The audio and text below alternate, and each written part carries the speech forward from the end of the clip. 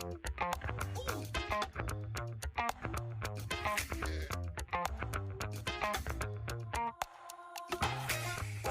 listening to the Roundin Third Baseball Podcast, presented by Beyond the Monster.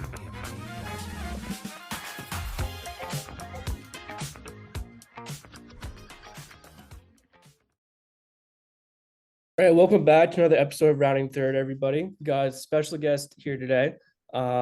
Pumped to get this one out. We have the Astros 19th best prospect, rated by MLB.com. Zach Daniels, how you doing today, Zach? Doing good. How are you?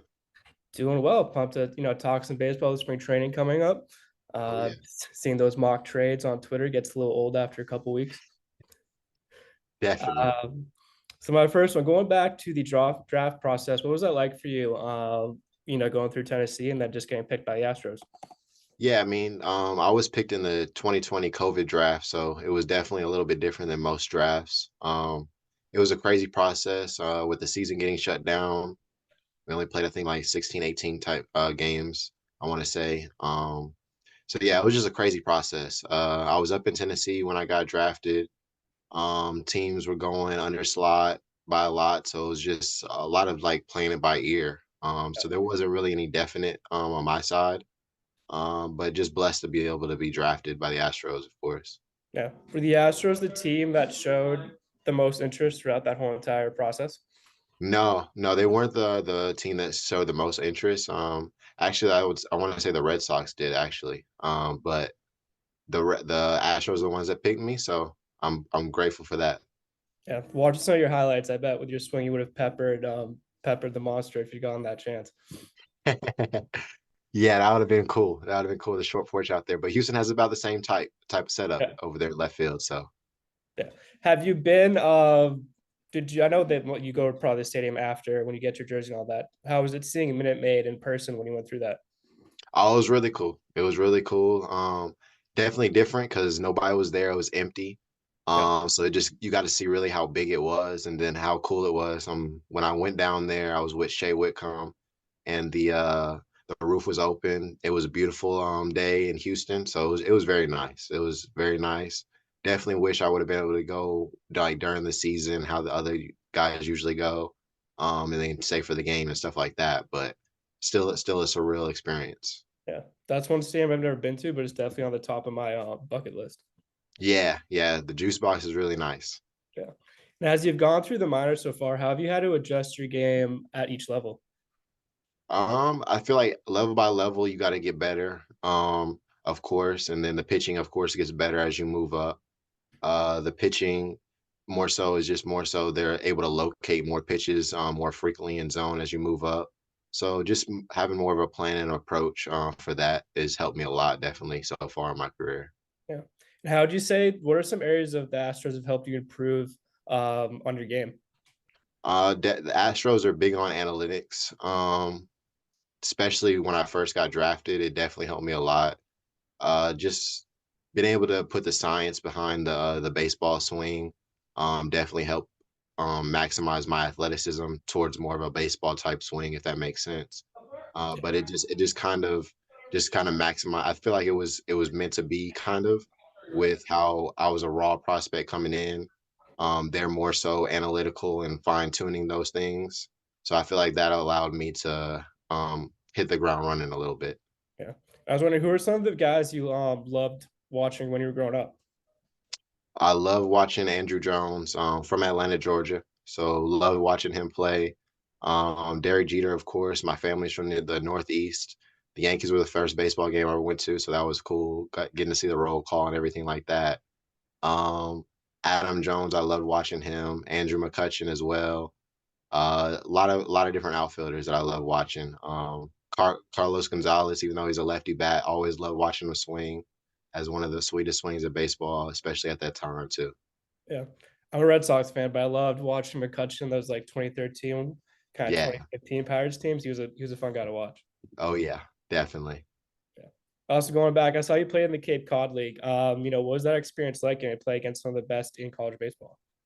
Yeah, it was really cool. Especially because I believe my year that got cut short, I believe we would have been able to go far in that in the college, maybe in the playoffs in the College World Series, of course. But just being able to go before that summer to the Cape Cod and just go and play against the top guys out there was just a cool experience. The Cape Cod with the historic that it has, the history that has behind it is just surreal. And then just the coaching staff that we had in Orleans was very good. They loved the game, and then it just kind of fed off of us, and we had a really good summer and a fun summer as well. Yeah. Did you get to embrace the New England stereotypes with lobster rolls and kind of taking in that scene when you weren't on the field at all? Yeah, I tried two lobster rolls, and they were amazing. They were amazing. I'm a big seafood guy, but I mean any type of food I really like anyway.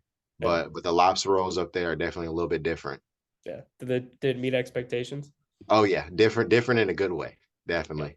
No. I've grown up, I used to go to all those games. I just loved how it's kind of like, you get to see kind of the guys like yourself, before they get drafted. And I feel like, especially how it's kind of just such a unique thing, I couldn't imagine being part of that. Yeah, it's just really cool. Just with the history behind it and everything, and then just once you get to college, like I didn't really growing up, I didn't really know too much about the different summer leagues in college and stuff like that. I mean, I've heard about the Cape Cod, but I didn't really know about the Cape Cod. So when I got to college, just having that as a goal to get to be able to try and go play there was definitely a dream come true in that instance too. Yeah. And kind of going back to college ball a little bit too, how did your time at Tennessee help prepare you for the minors? My time at Tennessee was very beneficial. The coaching staff there, most of them had been around pro guys. Some of them played in pro, um, and it was just a great experience from those guys. Down from the trainer who's been there for 30 plus years, the strength coach who just came from pro ball, back down to the college ranks, and then just the coaching staff that they have now was just it was just a really good coaching staff and a big group, and they definitely played a part in my development, and then along with my journey continuing as well. Was there any advice they gave you that you've kind of been able to carry with you the last couple of years? I would say there's just continue to work hard. Never never take for granted what you've already done, because that doesn't matter. They were always on to turn the next page, no matter if we just beat somebody 15-0. It didn't matter because we were going to play that same team the next day. So we would have to come up there and show up and be ready to play and get ready to put up another 15 if we needed to. So always just being ready to turn the next page and then move on from there. Who would you say has had the biggest influence on your career, whether it's been a coach or a family member so far? Definitely my grandma, a family member. She just probably grew my love for the game. Just when I was 6 years old. Just coming, she moved down from New Jersey down here to live with us, and we always every weekend, especially when I didn't have school, just out in the backyard playing wiffle ball, stuff like that. And I just love doing that. And I know she loved the game of baseball. So just mainly her for sure. And then of course my mom and my dad. My dad was always in the cage late night with me. So it's really just comes from my family, Yeah. for sure. And were they with you when you got the call that you were being drafted by the Astros? No, they were not. And unfortunately, I was up at school, so I had to during the draft that year. I was still taking classes, so I was still up in Knoxville. Yeah, What was it like? I'm assuming you called them or they called you. What was it like yeah. to kind of when that you first were able to share the news with them? It was an amazing moment. The first call I made was to my dad, mainly because I know my mom may not have answered the phone. But but definitely because I know my dad at that day was definitely gonna have his phone on him. And I know once I got drafted, I got calls from their front office, my agent and stuff like that. So he sent me a text first. I saw that text and he said just go ahead and handle what I needed to handle, and then just give him a call once I could. And that call was just amazing. It was never like as a young kid to just become a MLB player. It was more so just go as far as you can and play as far as you can, and just keep working until you just can't play anymore. So that was just more so just where you're in it now, but Yeah. but nothing's gonna change. Just keep going and keep working the same way we've been doing, and continue from there. Yeah, that's one thing I love about watching the draft, especially seeing guys are like yourself seeing that hard work pay off and just seeing that first reaction. I feel like it's something very underrated when it comes to Yeah, the draft process. yeah, definitely, definitely. Yeah. Also wondering, Zach, besides the baseball player, when you're not on the diamond, what are some of your favorite things to do? I'm a art guy. I love watching art, looking at art, sculptures, stuff like that. Anytime I can go to a museum, that's somewhere I would definitely go. Off days, if I find if I find a museum just in a random city that we're in, try to go there, just see or just go explore the landscape of the city too. Just sightseeing really. I love just seeing different places. Baseball is the only time that I've really gotten to travel anywhere. So anytime I get to travel somewhere, I just get to enjoy it as best I can. That kind of segues into my next one. Out of all the minor league stadiums you've been to, if you could have like a top three, what would kind of be your favorite one so far? Um, Number one probably is the low A, Fayetteville Woodpeckers. Their stadium is pretty new, but the fan base there is just unreal. There's not many sports teams over there, so the minor league team is kind of what they have. So that stadium is really nice. The Greenville Drive is a really nice stadium as well. And then I want to say Asheville is a different stadium too. That one's just crazy. It's not really my favorite, but it's just a different stadium that I could say I've never been able to play in a field like that with the dimensions, how crazy they are. I think it's like 290 down the right field line with like a 50 or 60-foot fence. And it's just different playing out there. Yeah, for some of the other podcasts for Beyond Monster Network, we've had almost every single Red Sox prospect when we've asked that question has had Greenville in their top Yeah. two.